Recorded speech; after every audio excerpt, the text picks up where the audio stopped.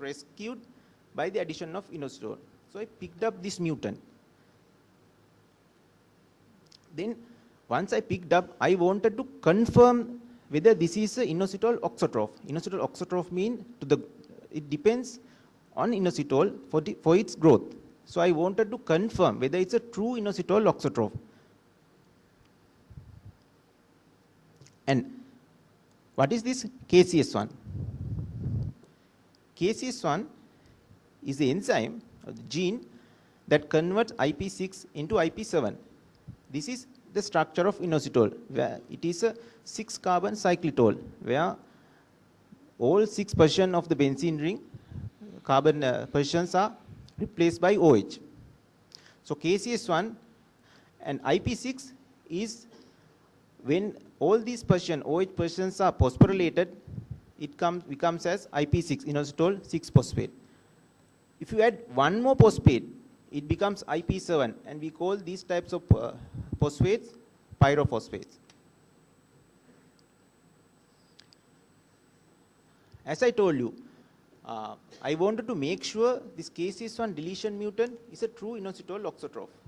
So what I did was, INO1 mutant is a regulatory gene, and INO1 deletion is a known true inositol auxotroph. So I grow KCS1 along with INO1 in the absence of inositol. Wild type grew well, but INO1 and KCS1 did not grow. Then I wanted to understand whether the supplementation of inositol would rescue the growth. So when I added inositol into the media, both INO1 deletion and KCS1 deletion, the growth was rescued. So I confirmed that KCS1 deletion mutant is a true inositol auxotroph. Also, I compared the growth of INO1 and KCS1 in the liquid cultures, where I grow them and measured the absorbance. So you can see in the absence of inositol, none of the KCS1 and INO1 grow. But with the supplementation, the growth were rescued. But wild type, it grew very well. Now, so far what I found was KCS1 deletion is an inositol auxotroph, and people have found that valproic acid decreases inositol in wild type. So I asked this question, is KCS1 deletion sensitive to valproic acid?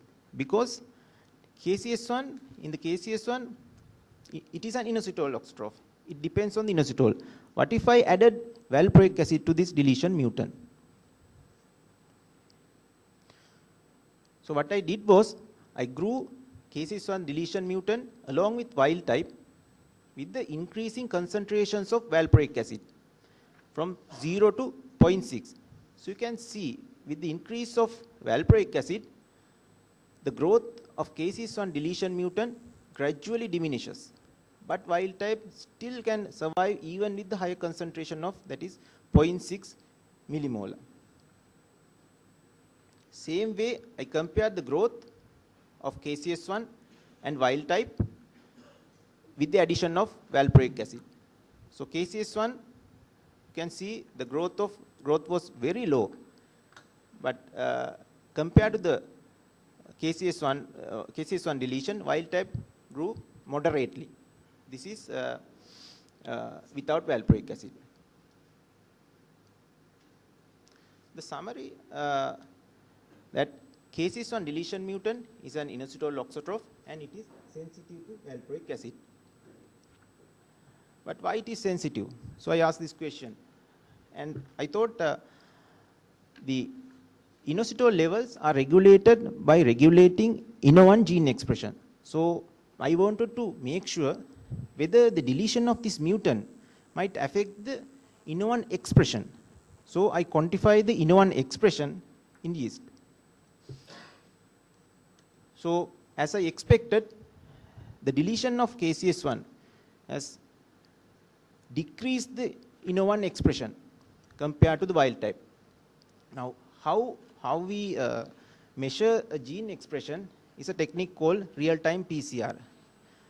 Now, real-time PCR, what we do is we have to isolate total mRNA from the cell. whether it is human or yeast or bacteria, we have to isolate total mRNA. From total mRNA, we have to purify messenger RNA. Messenger RNA, we converted it to cDNA, complementary DNA. Then we run a PCR. With the PCR, when the PCR amplifies, it quantify the levels of strands.